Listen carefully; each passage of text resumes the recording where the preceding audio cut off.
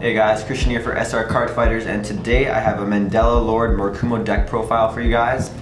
This deck is sort of budget. It is listed on the eBay page I have, so feel free to check it out. And if you're watching this from the eBay page, let me know in the comments down below. Anyways, with that said, let's get this started. So first off, we have 4 Mandala Lords, our key card. You cannot run any less than 4 unless you're planning to lose every single game. It's a great card, really great for defensive and offensive plays, especially since we're running stands in this deck. So you're hitting for 16 against those 11k ride chains. Next up, because this is a budget build, we don't have Shiryukis. We have the Spiked Club, I don't even know how to say its name, but we have 4 of these, and mainly because we usually have boosters in the back row, so we can easily hit for 18 to 19. So that's our grade 3 lineup. Next up, we have 3 Midnight Crows. Only 3, don't run 4 because I find that you'll use up your counterblast way too quickly, and you want to sure to save those for your Mandala Lords or Shiryukis if you happen to have these.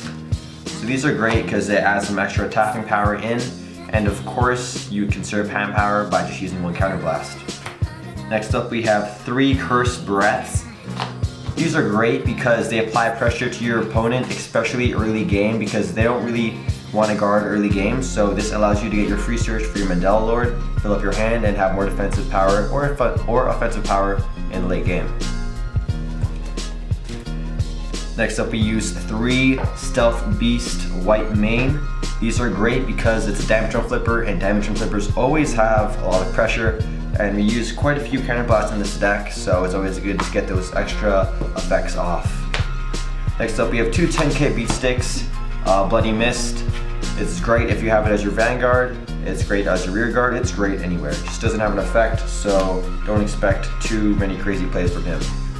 Next, we have 4 AK Vanillas. We need these to boost our 10k grade 3, who can hit for 20 if you have him behind it. And they're great for boosting your Midnight Crows as well. Next up, we have 4 Million Rats, and this card in this deck, I'd have to say, is like the MVP because you can fill up your field so quickly with this, fill up your boosters, fill up attackers, everything. This is great early game, mid game, late game. It's truly an MVP for this Mandala Lord build.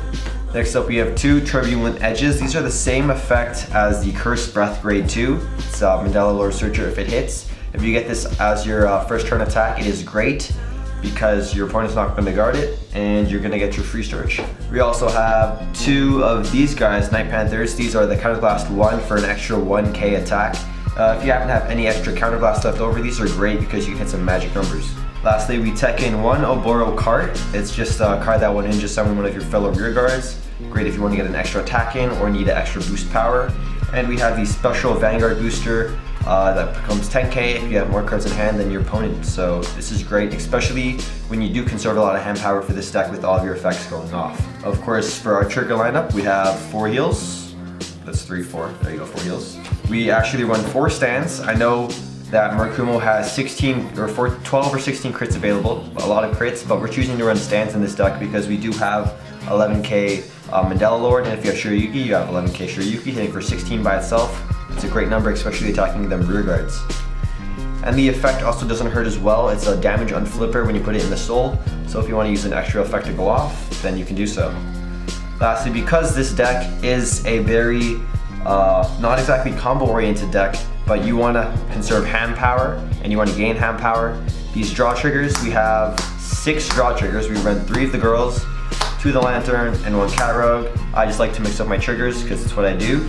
But we have 6 draw triggers, and this helps especially when we're trying to draw extra copies of Mandala Lord in our hand for the extra 10k defensive power. And in case we have Shiryuki, it helps find Shiryuki as well. Lastly, we have 2 surprise crits, 1 Stealth Beast Cat Demon and 1 Fox Tamer Izuno. These are just great crits. If your opponent sees your stands and all your draws, they're not probably going to expect any crits, so get that extra damage in, it always helps. And last but not least, this card is the only viable option for Murakumo. It is the Stealth Beast Evil Ferret. This card's great. It gives you a 5k booster early game. And in case you want to get an extra attack in with Mandala Lord, you can use this effect, throw Mandala Lord as a front row rear guard, attack with that, Mandala Lord comes back into your hand, and you can use it for defensive power when you become the one defending the next turn. So there you guys have it. I hope you enjoyed the Mandala Lord, or Mandala Lord, however you say it, Mandala Lord budget deck build.